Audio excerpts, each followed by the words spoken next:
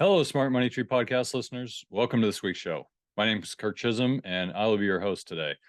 So today we have a good friend of mine, Andrew Stotz. How you doing today, Andrew? Good to see you and everybody out there. Yeah, glad to have you on the show. I know it's hard to get you. You're on the other side of the world, and I'm sure I am to you. But at least as far as I know, unless you would think the world's flat. So it's great to have Andrew on the show. Andrew runs a phenomenal podcast called My Worst Investment Ever. Loved being on his show recently. It was a great episode. We talked about everything under the sun, including inflation. But he just has a phenomenal way of running a podcast. So, Andrew, why don't you kind of give the listeners a little background outside of the fact that you're a famous podcaster?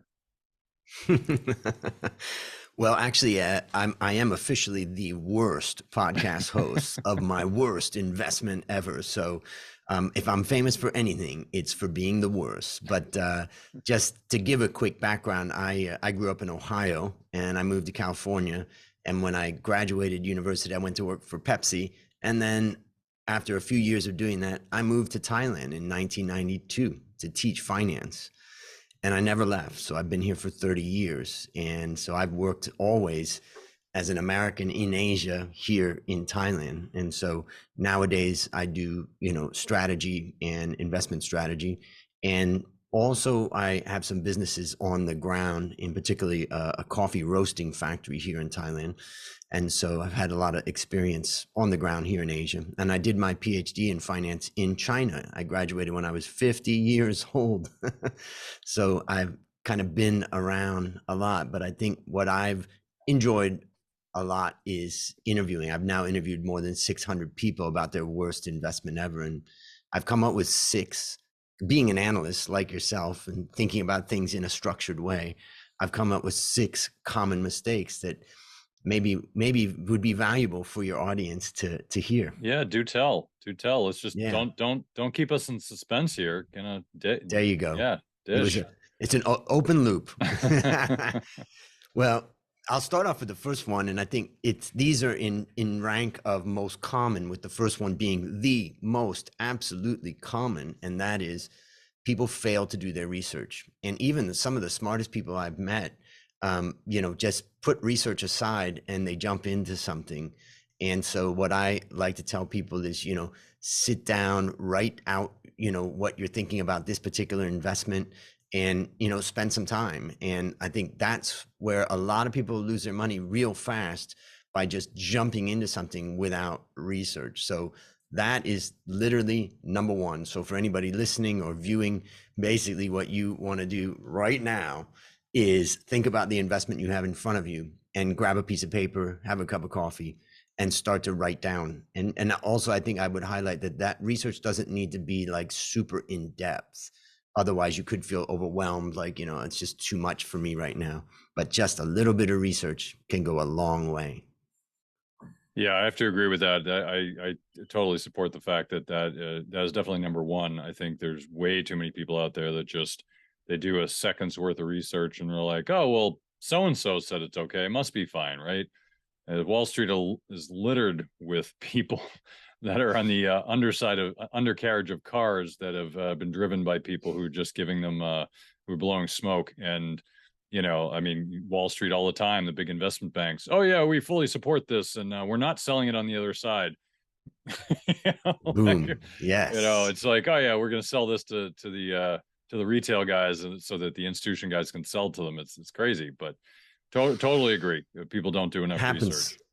It happens all the time. And the funny thing is that I've interviewed some people that are real professionals, and then they didn't do their research on this particular thing. I have a friend of mine that I interviewed from, he was the head of the CFA Society of Pakistan. So he is a very smart guy when it comes to finance and investing and with his clients' money. But somehow there was someone that called him and said, we've got some really impressive land for sale in London, outside of London, that's going to be super valuable. And within a couple of weeks, he transferred 12,000 pounds and never saw it again. So do your research. All right, number two. So number two is failed to properly assess and manage risk. So I'd like to separate, and this is where I would tell a story about this, and that is that In my coffee business, we have expanded across Thailand. We supply coffee shops, restaurants, hotels, things like that. So we're a B2B business. And we recently had an opportunity to expand to Vietnam. And so my business partner, Dale, basically went to Vietnam, gathered all this information, and we agreed that we would meet after a period of time that he did his research on it. And he gave his presentation, but the agreement of his presentation in our meeting was he would only talk about the upside potential. So he presented what is the revenue potential in Vietnam, and it was okay, but coffee consumption is pretty low in many countries in Asia, so it's not like it's anywhere near what we would expect in, let's say, the West. So we went through that presentation, and then we went out and had dinner and talked more about other things, and then a week later we had our second meeting, and it was a meeting about risk. And that was by separating the research that we do on risk versus return, it allowed us to dig in deeper into the risk without all the emotional attachment. And in the end, we decided that for the allocation of our resources, both time, energy, and capital, it was better to expand here in Thailand without all the risks of a foreign country and all that. So I try to help people think about separating your research you're doing on return from the research you're doing on risk. And that's how I help people try to overcome this idea of failed to properly assess and manage risk. Yeah, I love that, because I think that most people just focus on return and they don't focus on risk at all. And I think separating them is genius. I always look at manage risk first, and the performance will take care of itself. Right. Obviously, you have to do your work on the performance, or else you won't get any. But I think that's easy. That's easier because people don't want to. I think our natural, well, I shouldn't say this, but optimists, people who are optimistic, are naturally optimistic, and they're focused on the upside and not focused on the downside. There's plenty of pessimists that focus on the downside, never the upside. But frankly, they're probably not in the stock market because they're afraid that the sky is going to fall. But I think getting that balance is really difficult, and very, very few people do it well. Even notable examples. And in that statement, I say fail to properly assess and manage risk. And the second aspect is, what do you do when things go wrong? And I think that, I would say I'm so focused on risk management that I think about these things. And after all the stories, it really helps me to think that everything that you bought, you own, every allocation of energy can go wrong. Now, that doesn't mean you don't do it, but most people go into things never imagining that it could go wrong. And therefore, they're a deer in the headlights when it does go wrong. And to give an example, a simplest example in the world of investing is some people decide to use a stop loss, and they buy a stock at 100 and they say, if this goes down to 75, I'm going to use that as validation to say I was wrong and I'm going to sell. Right now, that goes against the principles of a lot of people. But from my perspective, that's just a great example of a way of planning ahead. What am I going to do if things go wrong here? And it's not just, stocks, it's investment. In my worst investment ever, people talk about the investment of time in relationships, investment of energy, in partnerships, in business and stuff like that. So, plan before you go into something, what you're going to do if it goes wrong. And that's critical. So that's number 2. And how about number 3? All right. Driven by emotion or flawed thinking. I started to dig deeply into all the emotional mistakes that we make and the behavioral mistakes that we make. And you just realize, like, it's an endless list of mistakes and all kinds of fallacies and all kinds of things that we do that so I decided to bring both these emotion and thinking into the same thing. And basically what this means is that many people get excited. I mean, when you see a good investment, that's naturally what's going to happen. And it's not just, again, an investment in stock. It could be an investment in a relationship. It just could be a house that you got emotionally excited about. And also, there's plenty of people that are not great at thinking through things carefully. If you've ever played somebody that's an expert in chess, as an example, the skill is really the ability to think many steps ahead. But there's plenty of people that get on a chessboard and they don't think more than one step ahead. And so what I really highlight to people is, try to get opposing views and discuss your ideas with people who have opposing views, who are knowledgeable and are objective. And I have a friend of mine, and man, he tears down my ideas so brutally. It's just, I'm in a pile of tears by the time I get done talking with him, and I don't feel like doing anything. Well, he's just like really a master at breaking down some of my emotional and thinking flaws. And so in that way, he's super valuable. So look out for somebody that can just cut right through your emotional BS and your flawed thinking. And that's how you solve this one from my perspective. Okay, great. Love it. Number 4. Number 4, misplaced trust. This is just like the weirdest one, where basically people just, they're the most hard charging people at work, and they're demanding really tough contracts and terms, and they're pushing their suppliers to the limit. And then a stranger walks up and says, "Hey, I got an opportunity." And then they go, "Boop, here's my money." It's just like so amazing. It's obviously they didn't do any research, but it's a completely different thing. It's like somehow there are very masterful people out there that can grab you and get your trust immediately, even though it's a scam in many cases. And so this misplaced trust is number 4. And I try to tell people, take time to get to know the people that you're investing with, and remember that trust can only be built over time. There is no secret, there is no shortcut to building trust. It only comes through observing someone's behavior through difficult times. All right.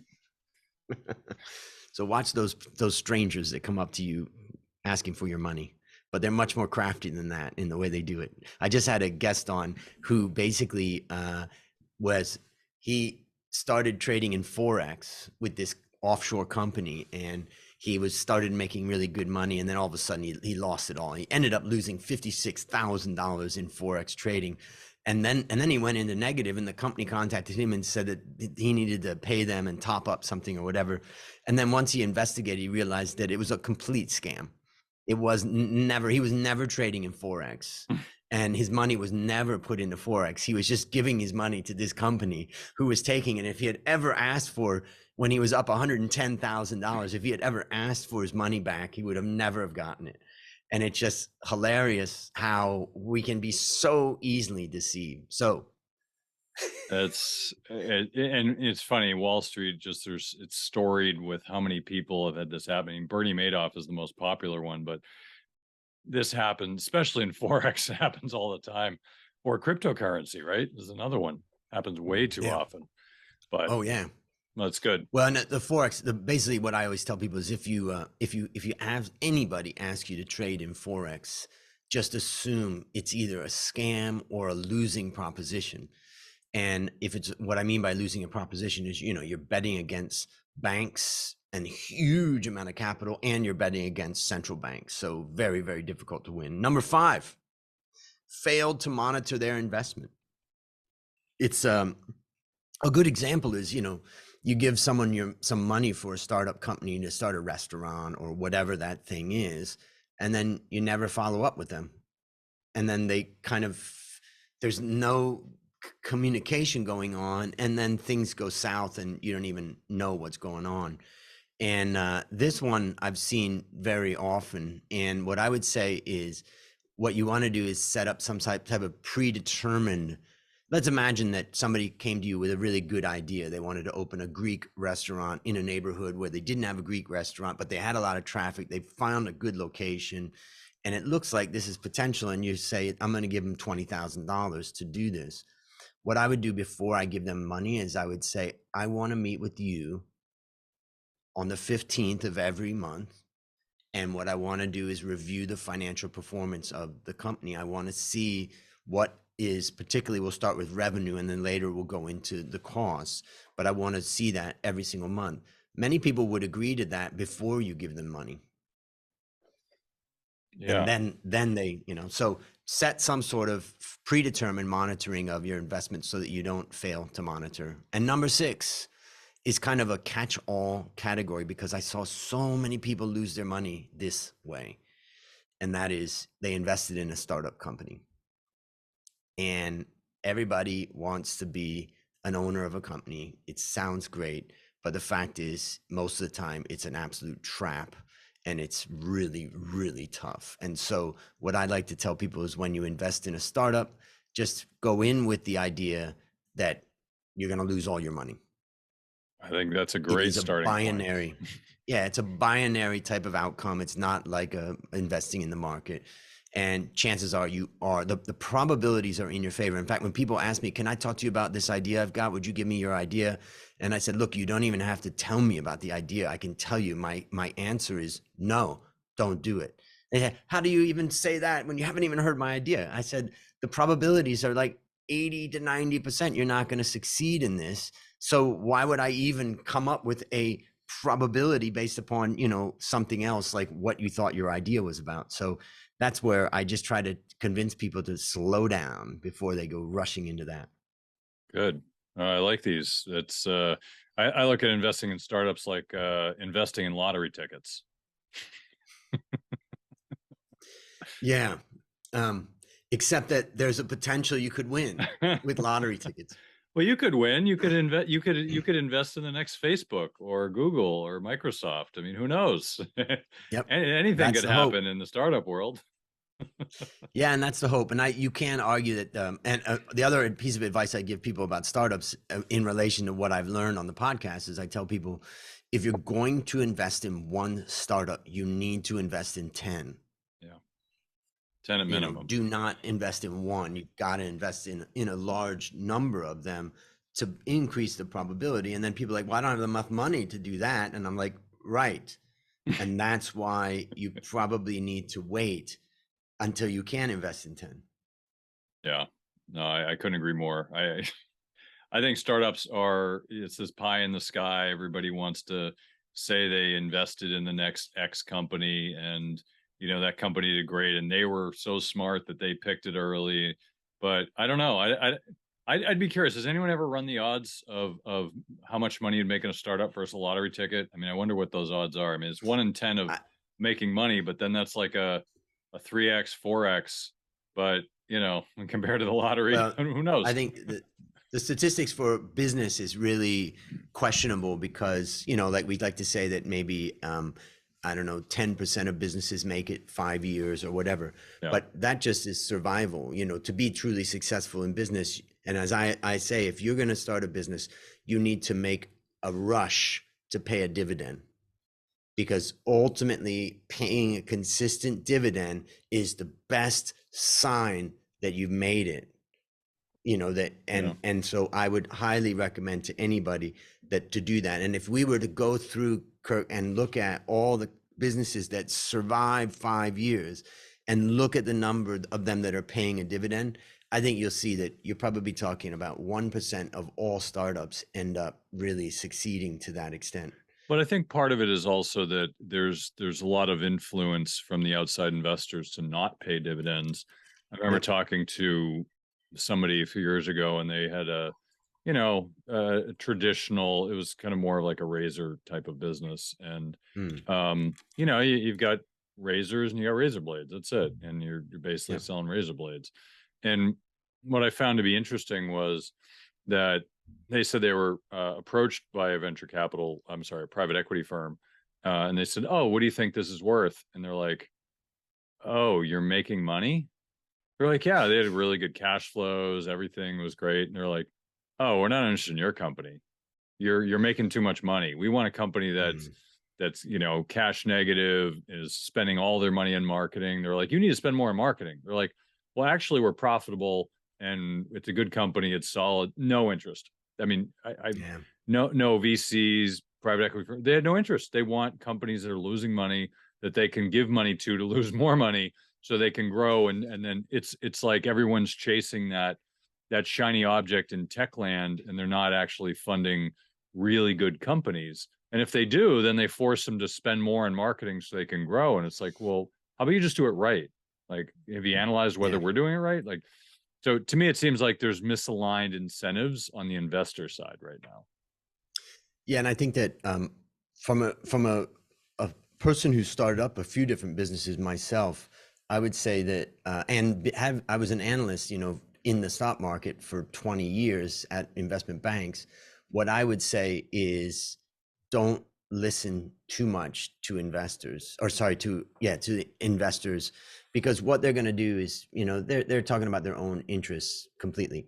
And in this case, you've got so much money swishing around at, 0% interest rate for so long that basically everybody was throwing good money after bad. But I think part of that's going to get worked out.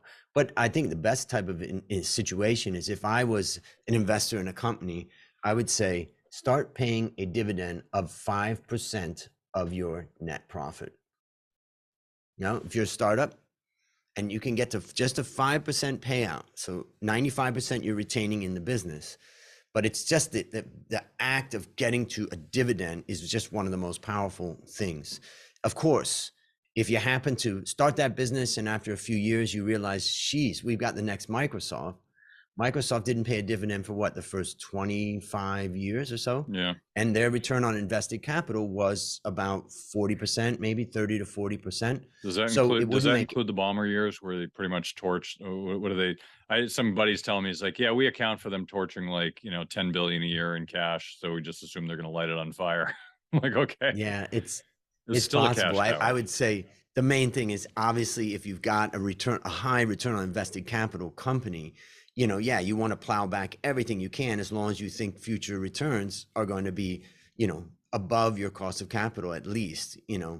And so, yeah, there's that. But I would say the discipline and the goal of a startup company should be to pay dividend. Because one of the things that people ask me too in startups, because I do a lot of valuation and teach the valuation masterclass. And what I do is, I basically, some people will ask me, how do I get a higher price when I want to sell my business? And I say the same advice, simple. I said, now this is simple. Double your salary today. And they were like, well, how is doubling my salary going to get me a higher price? I said, because when you double your salary, you're going to find out you're not making profit. Yeah. And when you've realized that you're underpaying yourself and your team, you're going to realize that you don't have an attractive company for a buyer. Because if a buyer was to take over your company, and then after that you left that company, that you started, the buyer's going to have to replace you and your management team at market prices, at market rates. And to do that would make the company unprofitable. And that's the most common mistake that people make when they think that they're going to get a good price for their company. So number one, make sure you're paying your team and yourself market rates. Number two, make sure you're paying a dividend. And that can make you really attractive to a sensible buyer. That's great advice. Well, I want to touch on a few other topics here. Yep. In the interest of time, we'll have to move on. Yep. So we talked. I was on your show recently. I thought it was one of my favorite interviews, external interviews I've had in a while. We talked a lot about inflation. So you got my thoughts on your show. I want to get your thoughts. What do you think about inflation? What do you think things are going? Let's just kind of start there, and we'll dive right in. Yeah, so I would say, if I look at U.S. inflation as a start, I would say that we're probably not going higher on U.S. inflation unless oil doubles from here. But what I think is going to happen is that we're going to stay high in the U.S., and that's because the impact of high oil prices now feeding through in all of that. So we're seeing, we're seeing the housing, the owner's equivalent rent and these types of things feeding in.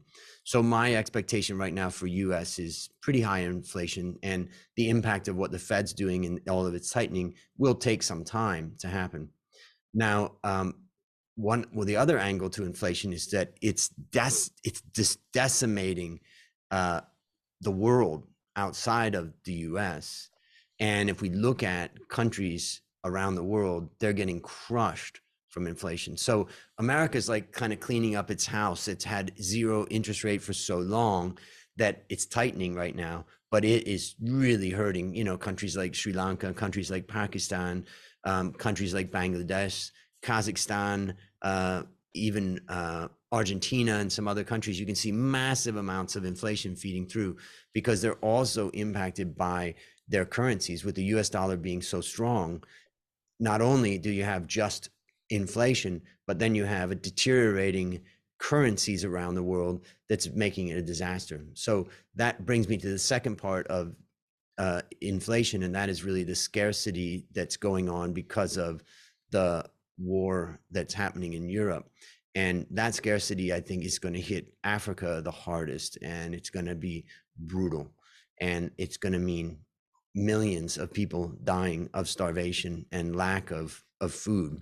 And that is, there's estimates from some different groups that you have 50 to 100 million people that are going to be facing a severe situation when it comes to food. And so I think that you've got to put this in global context, and the damage and the pain that's happening right now around the world from this tightening is going to be severe. And it probably is going to trigger, even worse things coming. So I'm curious when you're saying it'll hit Africa the hardest, and we just he'll probably be out by the time this episode comes out, but we just interviewed an expert on agriculture and global food supplies. So it's a very interesting interview, but we didn't talk about Africa. I would have thought Africa would have been able to self feed their people. I don't know what their agriculture looks like, but are they importing food from other continents? Definitely, there's a lot of imports. I mean, one of the problems that Africa is facing is that productivity. First, you've got problems of water. You've got problems of productivity and efficiency of farms. And then you've got problems with fertilizer. So without fertilizer, which is mainly coming from, let's say Europe generally, and certainly Russia, a lot of gas imports, basically without that fertilizer, it's going to be devastating. So those are some different issues that they're facing. So it is a very serious problem, and we're already seeing inflation going quite high in some of these countries, but countries like Congo and some others that are really facing some serious risks. And then you've got countries that are just in kind of disarray, like Somalia as an example, that just doesn't have the capacity to feed itself. So really what you're looking at is countries, I'm in Thailand, and Thailand is pretty unique in the sense that it is a massive producer, but Thailand is almost a complete floodplain, meaning as soon as we get rains, it goes into the soil, and then our water table is always available for tapping into. So Thailand is an example of a very abundant water makes Thailand a very fertile place. But I think Africa's got problems with water, problems with the efficiency of what they're producing, and also problems with fertilizer. And these things are all going to come together with destabilization that happens when these types of things go on. And then add into it declining currencies and devaluing currencies.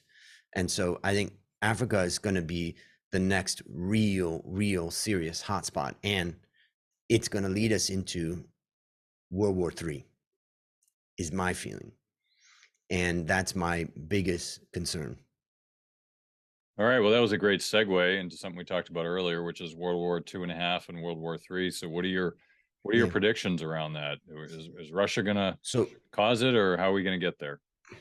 So I would say that we have just gone through what I call World War 2.5. And the war was between the US and not Russia. I would say from an economic perspective, Russia is meaningless to the US. From a political perspective, Russia is meaningless to the US. From an economic perspective, Russia is meaningless to the US. So it wasn't a war between US and Russia. It was a war between US and Europe. And it was a perfectly executed war against Europe. And I reference Sun Tzu, who is one of the ancient Chinese experts on strategy, and he says the best strategy is one where you win the war without having any bloodshed or a battle. And I would say America has masterfully conquered Europe. And if you just look at a map of the flow of energy, oil and gas from Russia's heartlands into Europe, what America's done is severed that, and there is no supply of oil and gas in Europe that can replace that. And therefore, Europe has to now switch to either US, Middle East, maybe a little bit from Africa, but that's very difficult because there isn't the connections there for the distribution. So America has managed to get, and they did it in the masterful way that America did it, was they got the Europeans to cut off their own energy supply. America didn't have to do it forcibly. They just helped the Europeans to do it. So I would say, but from an energy perspective, from an economic perspective, from a military perspective, and from a cultural perspective, the US has conquered Europe. Interesting. That's it's an interesting perspective. Certainly have not heard that from anywhere else. Yeah. But well, the other thing that was interesting is that when in 2015, the amount of refugees that went into Europe was about 1.5 million people. What were they fleeing? They were fleeing American-led disruptions and wars and destruction in Libya, in Syria, in Afghanistan, and other places. And basically, those people went from just absolute chaos into Europe. So in a sense, America lit a fire from far away, like threw a match from far away, and an explosion went up and hurt everybody. And so what I would say too is that America's tactics in this case end up causing a cultural issue where no matter what your view is on immigration, to bring 1.5 million people into Europe from different cultures, different backgrounds, different religions, it causes some sort of disruption.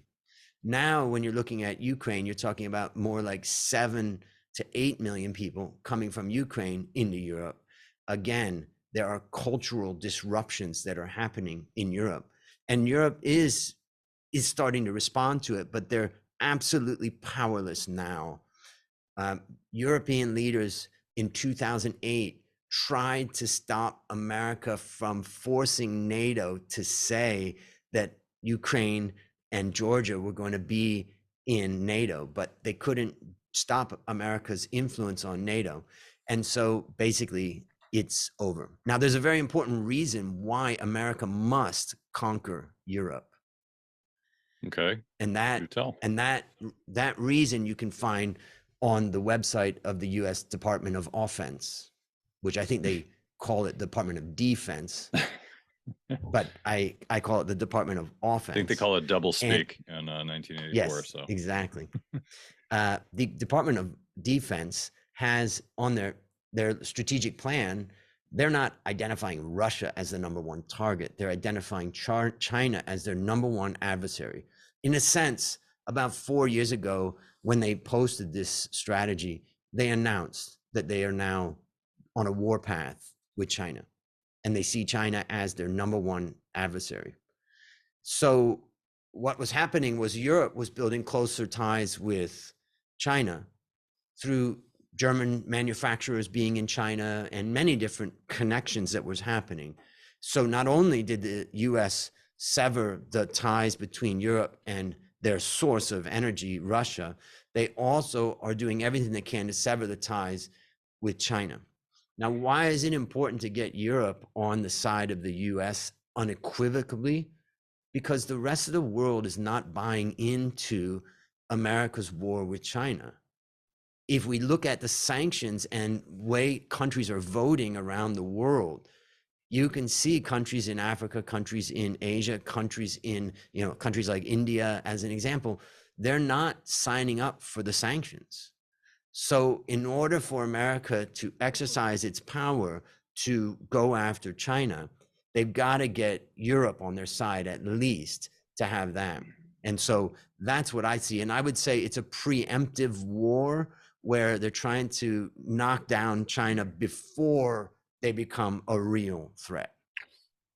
Well, that's some deep stuff. I can say that as I've thought about this, I have not thought about it. That's like, 5 or 6 steps ahead of the game. Um, so I appreciate the perspective, and certainly the U.S. war against China is coming, and I don't think anybody denies that. Um, I mean, this is interesting because I've always looked at, the U.S. is a little bit heavy-handed in their international affairs, and but what I see is China. I mean, most countries are not. I don't want to say not as they don't have the same strategery that the U.S. has. But China, out of all the ones I've noticed, they seem to be the most strategically adept out of any country, including us. Like they're thinking in decades and hundreds of years, and we're thinking in like, quarters and 12 months. And I've seen a lot of the stuff they're doing, but I mean, I don't know how this is any different from when England was, kind of king of the world, if you will, with the reserve currency, but that didn't last forever. So it kind of makes me wonder, like, what is going to be the outcome of this? Because China's not going to take their foot off the gas. They're going to do whatever they want to do. Russia seems to be more of a natural ally for the U.S. than anything else, but yet, we're, enemies against them. Europe, I think, just doesn't want to get into another World War III, which I can understand. They've been through 2 of them. Things always centralize in Europe, and the rest of the world just kind of goes along and tries to stay out of their way. So I'm curious, like, I mean, because China seems very adamant of going in their direction, which is direct odds of our direction. So how does that end up working out? I mean, do you see? Well, I'd say a few things. First of all, I don't think that China wants to go at direct odds to America. In fact, China could have been America's biggest ally. But if you look at the TPP partnership, the Trans-Pacific Partnership that America tried to set up, I don't know, 10 or 15 or 20 years ago, it was to build partnerships with countries in Asia to agree upon terms, and they excluded China. It's like, it right from the beginning, they could have had China as a potential friend, but it's just no way Americans are going to do that. And I think American politicians are just on a warpath. And so, and I would say from someone that's been in China and in America, I would say that China does not have a lot of as much power as it may appear. And I don't think that they have the desire to dominate the world. Whereas you can say America's got 800 military bases across the world and tries to influence countries and political systems everywhere that they possibly can. And so I would say that China is not necessarily an adversary that's trying to go after America. But I think that unfortunately, that is a very unpopular thing to say for an American politician. And the result is that they just can't get off the warpath. And let's go back to Africa. So where is this going to happen? Where is World War III going to, where is the flashpoint for World War III? I would argue that the flashpoint is Africa, because when African countries start screaming for food and aid and support because of all the damage happened because of this war in particular, and then Fed policy, which is just strengthening dollar and all of that. Basically, what you're going to see is that when America goes to try to help Africa in its humanitarian way, it's going to find China's there. And China has tremendous economic influence now in many African countries. And the result of that is that America is going to all of a sudden realize, I like to describe it, Kirk, like, that old girlfriend or boyfriend or whatever, you don't mind letting go of them. But when you see them with a new guy or a new girl, it's going to make you really get pissed off. I think that's the way America is going to respond. They haven't paid a huge amount of attention to Africa. And now all of a sudden they're going to see that the Chinese are there. And that is what's going to spark the need for Americans to say, we've got to act, or else we're going to lose our control of the world economy. Yeah, to me, I feel like it seemed like a deliberate attempt to get out of Africa. Like to me, it's no surprise that China's. I mean, it's been obvious that China has been stepping into the void that we've left as we left Africa, and so to me, it's no surprise, and I wouldn't think that I'm certainly no more astute than anybody else. People that live this stuff, so they must already know that we're stepping out and they're going to fill the void. And why wouldn't they? They need resources. Africa has resources. Like there's certain things they need and they don't want to rely on us. And this deglobalization is happening, which is causing all these countries to become self-sufficient. And there are many that can't. But the ones that are trying, like China's low on a lot of stuff, as we are. We're low on a lot of stuff in our country. And, we've got access to lithium, but we don't want to mine it here because it's so dangerous. Nobody wants to touch the stuff. So, hey, let's go mine it in Africa. Let's go mine it in China. Let's go mine it in Ukraine. Let's go find it anywhere. Yeah, Kazakhstan. Let's go anywhere that has it but the US, even though we have it. So I think, I find this stuff fascinating. It's like one big chessboard, like 3D chess, but it's always aggravating because I think the rest of us kind of get carried along and none of us really care. We don't want World War III. Like, I think if you kind of localize everything, people be happy, but you got people trying to rule the world. And, I don't know if they wanted to reduce population, that's certainly one way to do it, Yeah. And the world is not trying to globalize. Only it's America right now that's trying to do that. Most other countries in the world need to trade and they want to trade. It is the US that has been aggressive at severing ties and trying to, particularly severing ties with China. And it's kind of interesting because when I grew up in America, it was about free trade and all of that. But now it's about using trade as a political tool, as a weapon, something like that. So yeah, things have changed. But I just want to highlight one country. I mentioned Kazakhstan. I think that for your listeners to just keep your eye on this country because it is, I think, a future hotspot. And the reason why it's a hotspot is because, first of all, it's basically in between Russia and China, number one. And below Kazakhstan is where America's been messing around with Afghanistan and also through the Middle East. That you're looking at the countries that are below Kazakhstan. And Kazakhstan has a tremendous amount of resources, not just oil and gas, but rare earth elements. And those rare earth elements are critical not only for nuclear energy, but also for electric vehicles and all that type of stuff. And right now they're pretty closely aligned with China, with Russia, and most of their resources are going through Russia.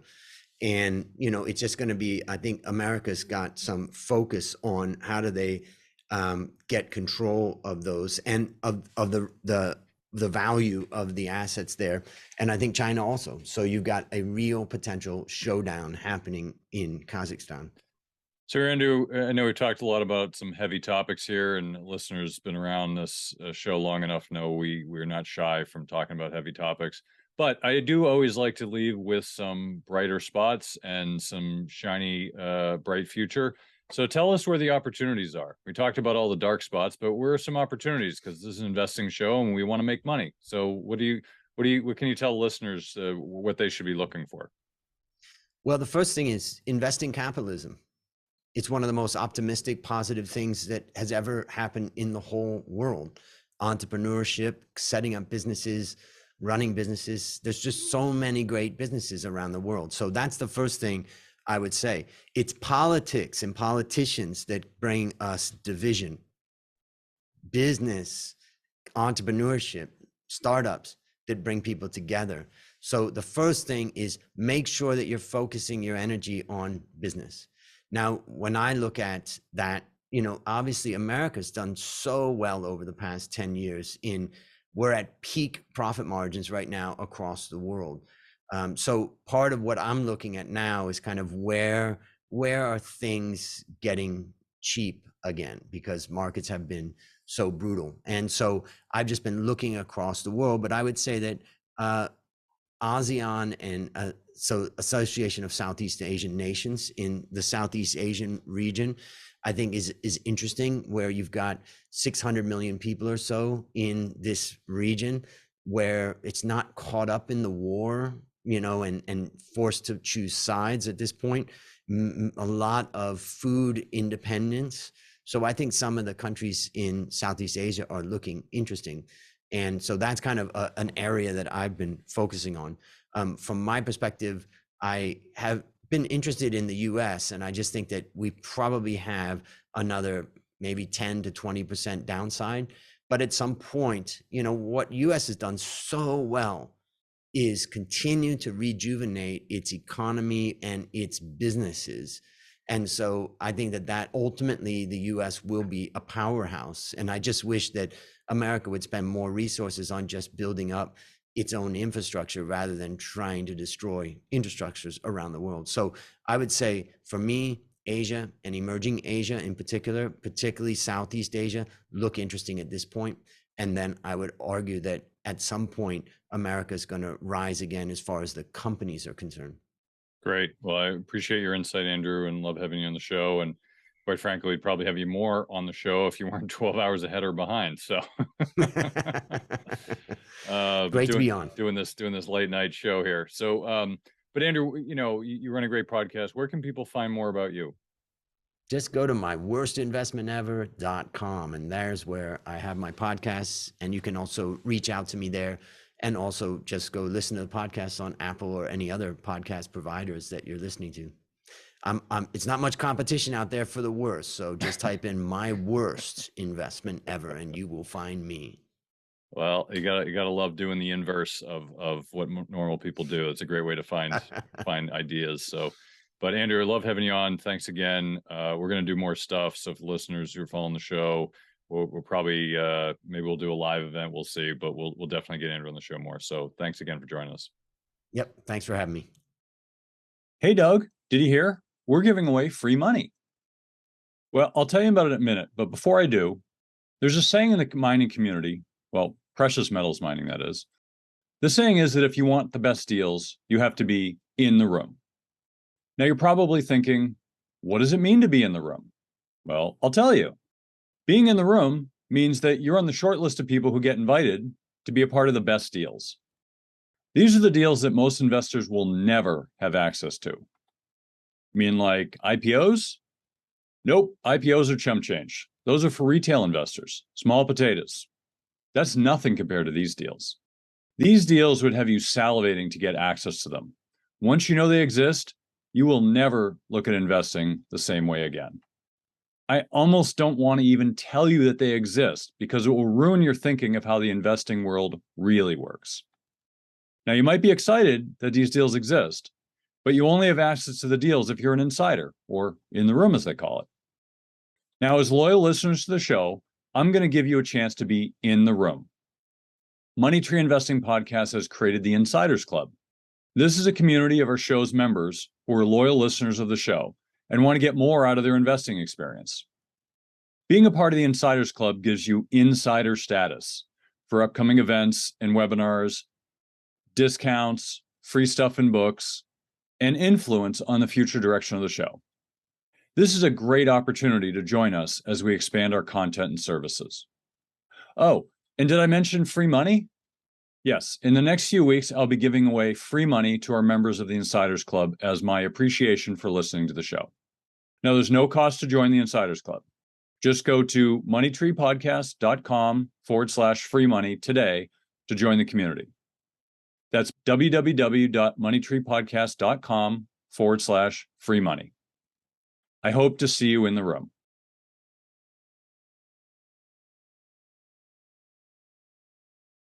All right. Well, that was a great interview with Andrew. Really appreciate him coming on the show. He's such a wealth of wisdom, and frankly, we'd probably have him on the show a lot more if he didn't live in Thailand. So, Andrew, when you're listening to this, there's a plug. Move back home, please. Anyway, as we get into the panel portion of the show, this week we have our very own Doug Heagren. Hey, Doug. Hey, Kirk. Good morning. Welcome. Good to see you again. Hope you're going to be planning for a great holiday. Not only you, but everybody else listening. Couple more days until we get, I don't know if the crazy ends or the crazy starts, but to wherever you are, best wishes and happy holidays to you. Yeah, thanks, Doug. And I'm pretty sure the crazy never stops, whether it's me or someone else. There's crazies everywhere. And those of you who are watching on YouTube, you probably noticed my attire. It's because I'm doing a little work on my winter pool, which I'm going to be talking about on LinkedIn. So we also have our very own Barb Friedberg. Hey, Barb. Good morning. Happy to be here. Glad to have you on the show. And so let's just dive right in. So, Doug, what are some of your thoughts from the interview with Andrew? Well, I think some of the thoughts. So we talk about the 5 different things he talked about, right? So make sure you do your research or failure to do your research. Make sure that you assess and think about risk. The understanding of limiting emotion in your decision making, misplaced trust. So again, somebody who's totally caught up with discipline and rigidity and really, and systems. And then all of a sudden, somebody comes along and they just trust them willy-nilly. Failure to monitor. And then, of course, I love the catch-all, like investing in startups. I'm going to summarize, and I could talk a little bit more of this in detail, Kirk, but to me, that is every one of these is a perfect example of the irrational exuberance, I use that word from the past, that has occurred here in, if not the last couple of years, without a doubt, the last 18 months. And now that's, 18 months preceding what has occurred with a little bit this year that kind of proves some of those examples. But I think, when we start talking about things like cryptocurrency, NFTs, just this, kind of no matter what happens, the stock market goes up mentality. I mean, there are some perfect examples of how trusting people without any logic, not monitoring your investments, not thinking about the worst that could come, not doing any research or having any research, trusting celebrities and their opinions, getting over emotional about the opportunity there without thinking about, what could happen, and ultimately investing in a startup. These are startups. We didn't know what NFTs were 5 years ago. We didn't know what crypto was 5 years ago. I think those are incredible examples just in a short period of time of how across the board, people have failed to put together those triggers that I think he makes a really good point. And I'd like to call it common sense, right? But he has to talk about it because common sense doesn't exist, right? It's common lack of sense out there, which unfortunately leads to the same kind of situations that repeat themselves over and over. And we're starting to see that with a lot of people when you hear about people selling condos and investing everything they can into some sort of new technology or new startup. And, if we can just remember that when the times are good and actually understand how history repeats itself, all of these things go into the way you should be thinking about every decision you make. And unfortunately, that's something I'm not sure that as a whole, people will fully ever grasp. Well, as Warren Buffett said one time, the one thing we learn from history is that we don't learn from history. So, we can all hope for that, but I'm pretty sure that's a lesson that won't carry over. Exactly. Barb, what are your thoughts? What are some of your takeaways from the interview? I like Doug's summary, and one of the things that I want to pull out is FOMO, fear of missing out, is one of the biggest problems with investing today. And with the advent, I say this because I'm so old. You're not old, Barb. You're wise. With the advent of the internet and social media and Robinhood and Webull and all of these platforms and Reddit, what happens is our brain gets triggered when we see, in my feed, CNBC has this making it vertical where there are articles about these. Doug, you're shaking your head. You've read it. There are articles about but I can imagine already what they were saying. It comes into my feed. I don't even, subscribe or whatever. It's just there. But it's these articles about these young people under 30 who have made these gobs of money and doing who knows what. And it feeds your mind of thinking, oh my gosh, I've got to get in on the next thing. You read these, an NFT sold for $20 gazillion. I've got to get in on that before I miss it. Crypto is happening. There's crypto millionaires everywhere. And if I don't start investing, I'm never going to be a crypto millionaire. This kind of thinking can really screw you up. And the thing that you want to remember is, if it's a good investment, it's not going away. Okay? It's not going away. There will be opportunities later. So sure, if you want to be an early adopter, great. Do that. That could be in your personality or a big risk taker. Just don't do it with all your money. I love that, Barb. I think there's a big challenge with all investors, and this has always been the way, whether it's the internet or crypto or whatever it is, or real estate. Everyone has this FOMO feeling, and I agree, it's one of the biggest problems that we have out there. So, obviously one of the things we try to talk about on the show is trying to educate people on how to think about things. And this is one of those mental frameworks that people really need to have. It's really hard. People are making money on meme stocks and crypto and NFTs, and it's so easy. A caveman could do it. And then people lose a lot of money, and then they get, upset because they didn't get in early enough. That's how you think about it, right? I mean, I'm human. I think about it the same way. Like, oh, I didn't get in early enough. Next time I'm going to get in early. But when you get in early, there's so many different trends that you don't know if they're going to pan out. I mean, I could tell you there were a ton of trends that I've looked at over the years, like nanotechnology. Like, that was enormous. Where did that go? I mean, it's still there, but it's not the big trend that a lot of people thought it was going to be. There's a ton of these things. Every year there's a new one that comes out. Some work, some don't. So you never really know. But I think people get caught up in the seeing their friends get rich and they didn't. It's like going to the casino, right?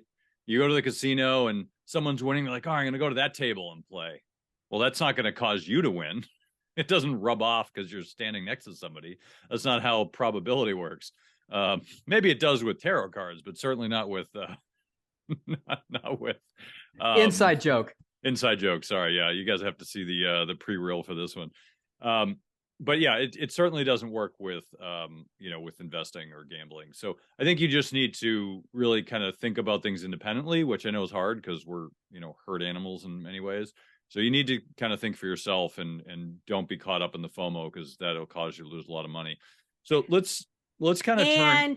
Go ahead, Barb. Do not believe everybody you see on the internet. Okay? There's no reason to prohibit someone from lying. And think Madoff, he conned so many people, smart people, informed people. So do your homework before you, first of all, invest in anything. And second of all, you see some Joe Schmo talking about how he made $1 gazillion on XYZ. How do you know that's true? Have you seen his bank statement? Are you saying that we shouldn't just believe everything Matt Damon says to us in a Super Bowl ad? Tom Brady's ad was pretty cool, I have to say. It was pretty cool. They're both pretty cool. Hey, I want to just a little bit on that, because again, I could go on each one of these, and I could go so far on each one of these topics. But when you talk about social media, we hear what you hear. I mean, one of the things he talked about on that emotional side, and you talked about FOMO, but it's that echo chamber, right? And social media is incredibly dangerous to this. Because when you talk about the Twitters and the Reddits of the world, these softwares have algorithms that will pump to you exactly what you've been looking for and exactly what you believe, which are the nuances in the way you search them. So you create this echo chamber of, yeah, see, I know I'm right. Everything I'm reading is telling me I'm right. Correct. But this is the same thing as a smart business person or a smart politician or just anyone whose ego becomes unchecked, who surround themselves with yes men. We all know that from a conceptual standpoint, we all know that some of the worst things that you can do, or some of the worst leaders or people that we've listened to, people say, yeah, they surround themselves with yes men. They just agree with everything they say, and they just feed that ego, and that creates more and more rational decisions. We all know in concept that this is a bad thing, but yet hypocrisy happens everywhere. And people do this and fall into this exact same trap. I loved exactly what he was talking about, where like one of his best friends just demoralizes his ego, right? He just destroys him. When he comes up with a great idea, he goes away and he wants to cry.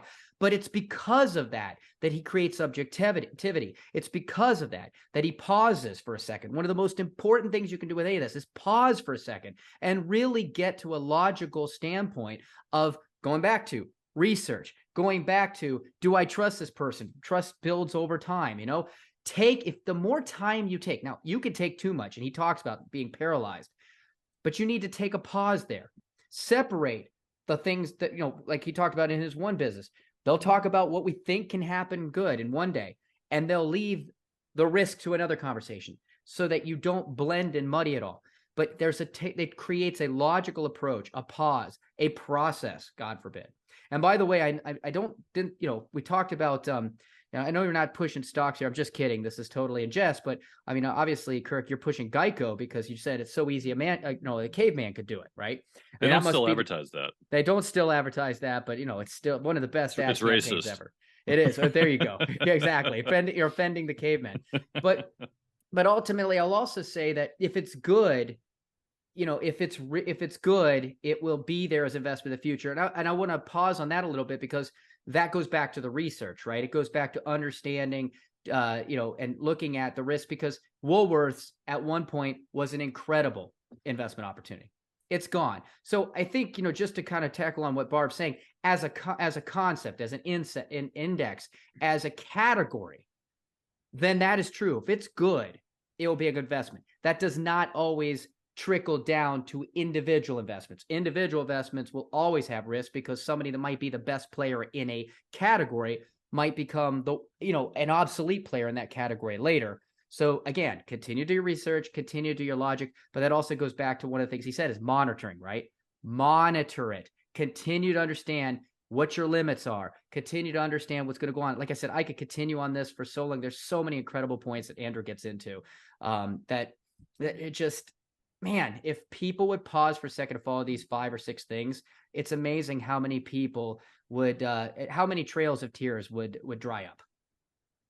Yeah, no, I couldn't agree more. And if you think about like all the bodies that are on this side of the road now, like AIG or GE, which were both AAA rated companies, and what happened to them, right? And oddly enough, they're both in the financial industry, which makes it easier for them to be less stable. But you know, they're AAA rated companies, and you'd think, oh, they're stable. And you know, if you look back at history, I think GE was the last original Dow company. You know, these are supposedly like the strongest companies out there over the years, and there's none left, right? They change. Not everybody knows GE was originally Thomas Edison's company. He started General Electric. This is going back to basically the invention of modern industry, and look at it now. Yeah, and if you look at the history of the Dow, like the companies have changed over the years. It changes a lot, and a lot of these companies aren't around anymore. Some of them are, and they're just not as big. You know, like GE is no longer in there, and they're not as big. But there's, you know, some are still around, but they've merged, they've gone out of business for various different reasons. So I think it's really important to understand, these kind of risks, and not just, not just buy a stock and stick it in a safe deposit box, which you have been able to do in the past. That was a strategy. People call it the what do they call it? The tin can. I forget the name. It was like the tin can investing. Basically, you buy a stock and you put it in a tin can, you leave it, and you look at it like 50 years later. I mean, what was the movie with Brandon Fraser? Remember, he goes the nuclear fallout. They go into the shelter and they come out like 30 years later. Do you remember that? Idiocracy? No, I'll look it up for you. But basically, I'd say his dad is Christopher Walken, completely afraid of nuclear fallout. So they think there's going to be there's a threat. They all go into the bomb shelter and they stay down there for like 30 years. And when they finally emerge, you know, one of the keys of that movie is at the end, they've got all this old stock from like 30 years ago that is now like ridiculous. I'll look it up for you. Continue. Sorry, Kirk. No worries. So let's talk about some of the common mistakes, and then I want to get into the kind of the global aspect of investing, because I think that's really important. So, you know, Barb, what are some of the other mistakes that you see that people make? You mentioned FOMO, but any others that you see a lot? Yeah, failure to assess the risk. I think we all get swept up in being so excited when we see a new investment, or I have a story. I write for US News and Forbes Advisor and Investopedia, and some of my assignments are best lists of ETFs, best growth, best value, best, all different sorts of best of lists of investing.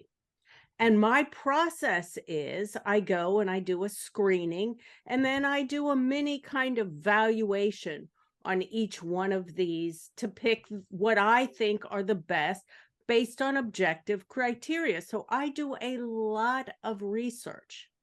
And so then I write up the article, gets published, blah, blah, blah. But are these the best investments for you? Do they fit into your portfolio?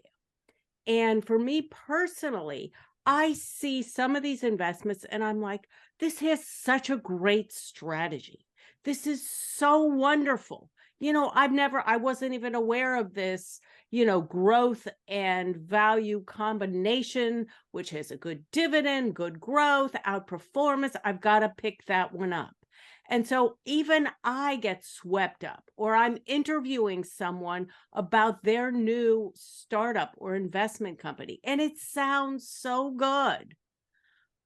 But the problem with that is you need to look at the downside. What are the negatives? Any investment, any strategy, you can get really excited about the pros. But if you don't take a step back, put some time between that buy trigger that you place on your computer to say, oh, I've got to get this, and say, I'm going to step back and think about this. What's the worst case scenario? And can I tolerate that? Can you tolerate a 75% loss in a stock? I've had that. I don't know if you guys have, but I've been investing for 30, 40 years. Yeah, I've had a 75% investment. So you can't always look at the positive. You have to look at the negative, at the risk, and what is the potential loss. And then you have to ask yourself, if the worst case scenario happened, can I handle it? And should I do something like Andrew suggested, put a stop loss order in? So should I protect myself in some way? Investing is not a one and done endeavor. Even if you have a financial advisor, you have to monitor your investments and you have to make smart decisions on your portfolio so that your general overall return will be positive. No, I appreciate that, Barb. So I want to talk about, in the interest of time, I want to get into the international aspect. Doug, obviously Andrew talked a lot about global and Africa, and there's a lot of different aspects here. But how do you kind of look at global investing? I mean, most people are home country centric, and we think, the US is very much home country centric. But if you actually look at all the other countries, they're actually the same. They have even though most of the global production and companies are based elsewhere, even though we're, I think, 40% of the global economy, it's still every other country is the same. They just might be smaller, but most of that productivity is outside of the country. Yet we all put the majority of the portfolio domestically, which is not a problem, but we still need to understand there are other countries and companies out there. So how do you look at it? Well, so I look at it for a number of things. I think you have to look at currency conversion. I think that matters. If a country is trades in U.S. dollar currency, that's going to have some impact on the value of that, their ability to be able to keep their economy up in line with our economy, and of course, if they trade on the dollar, then they may have the ability to weather volatility in the dollar more effectively. If they trade in local currencies, then those local currencies are going to be much more sensitive to changes to, alternate currencies like the dollar globally and what that might have with the impact of inflation, conversion, the ability of purchase power. I think when you start I look at kind of the mega caps of the international space. While, I look at those kind of blended as kind of one unit. I know there's a difference between, obviously if they're based in the United States or they're based outside, but, sometimes when I look at things like Nestle. I mean, Nestle is an international company. It's a foreign company. But I mean, do I see a big difference between Nestle and M&M bars in terms of its potential performance? No, I think they're both going to dominate. They're going to be highly correlated under any kind of situation that might affect that category. And I think the elevator is going to go up and down, and they're going to do pretty similar. But what I do think is that when you start to get outside of that, you start looking at emerging markets, you start looking at small or mid cap companies in the international space, just like here in the United States. They're going to be less, consistent or less correlated to global activity and much more correlated to what's going on domestically at home. Here in the United States, we know that what affects 3M is probably going to be more tied to what's going on globally because 3M has a lot of global supply, right? And really, if we have that unrest or that destabilization, or as he was talking about, in his interview, famine, lack of food, lack of resources, a complete collapse of their economies, that is going to be a massive challenge for companies like 3M who have been relying on that increasing wealth of that middle class. If that increasing wealth, that middle class collapses, companies like 3M, but also Nestle, who also is a big global empire, they're both going to be impacted the same. Now, small companies in the United States, I'm not really concerned. As a small business owner, I am concerned about the overall economy. I'm not concerned what's going on in Europe. It has some impact, but it doesn't have a direct impact on what the economic outlook of my business is, because my clients are here in the United States. They're under the US dollar, they're in the US economy. A company that's in Southeast Asia that only supplies, as he was talking about, inside Thailand, or a company in Italy that only sells in Italy, isn't going to be necessarily as concerned with what's going on across the world or their ability to have their business compromised by what's going on there, because they are just selling locally. I mean, if the Italian economy is good, they're probably good. The Italian economy stinks, they're probably going to stink too. So that's real diversification, because they have different influences and different factors that are going on there. And like he kind of alluded, now I don't know whether or not he's correct, so I want to preface where he's saying to invest, he might be dead wrong. Do your research. Don't get in the echo chamber. Let me see here. Don't get emotional. I mean, all of these things before you follow anything he was talking about. But if he's right, let's say, now Southeast Asia may be a good investment opportunity, but it's going to have a very different economic or investment opportunity than, say, investing in Africa or even investing in the United States. So to me, I think international is an incredibly good opportunity for diversification. But again, you have to really get granular on where you're investing, because if you're just buying a foreign company like Nestle, I don't think you're going to be diversifying very well. But if you actually understand what's going on locally around the world and the various factors that come into play, it can be. I will preface, this is one of the reasons that companies like Vanguard that love index funds have come out and said, index funds work in certain areas. They're great if you're going to do the S&P 500 or global international, because those big companies stay those big companies. And, there's not that many of them to pick from. So an active manager is going to have a hard time beating them. But when you start getting into fixed income and you start getting into foreign small companies or emerging markets where you've gone from hundreds of companies to thousands of opportunities and thousands of variables that can come into play, you really need someone that's doing all 5 things he talked about, following a process unemotionally, not getting caught up in echo chambers, really looking and doing the research. So you need you need someone that's got oversight on that investment, that not just an index, because I think there's too many variables at play. And even a lot of these index shops, if you actually read between the lines, have said that some places index investing is really good, some places it's terrible. And I think when you start getting to small, mid, emerging markets, fixed income and things like that, you kind of need some people that have a philosophy and a methodology to really dig through and go there and do the research. And that's also why it's helpful to have a firm that might have a shop locally there that can actually see what's going on in their economy and all of those variables. Yeah, I couldn't agree more. So Barb, as we kind of wrap it up here, final thoughts from you. Final thoughts. I do believe in international investing. I think you should have a slice of your portfolio globally because, like Kirk said, we're about 45% of the investment world here in the US. And you want to have an opportunity to capture some of the other growth of businesses apart from the US. I'm Barbara Friedberg. You can find me at Barbara Friedberg Personal Finance on YouTube and at Robo Advisor Pros. Thanks for coming on, Barb. And Doug, final thoughts from you. Hey, Kirk. Well, first of all, the movie is called Blast from the Past, 1999 movie. Good movie. I recommend it. It's kind of plays into some of the stuff we've talked about today. It's just kind of a good, entertaining movie. Second of all, we were talking about lifespan of companies. In 1996, there was about 7,300 domestic companies in the U.S. exchanges. By the end of 2017, there was only 3,600, a 50% decline. So we're seeing a lot less public companies.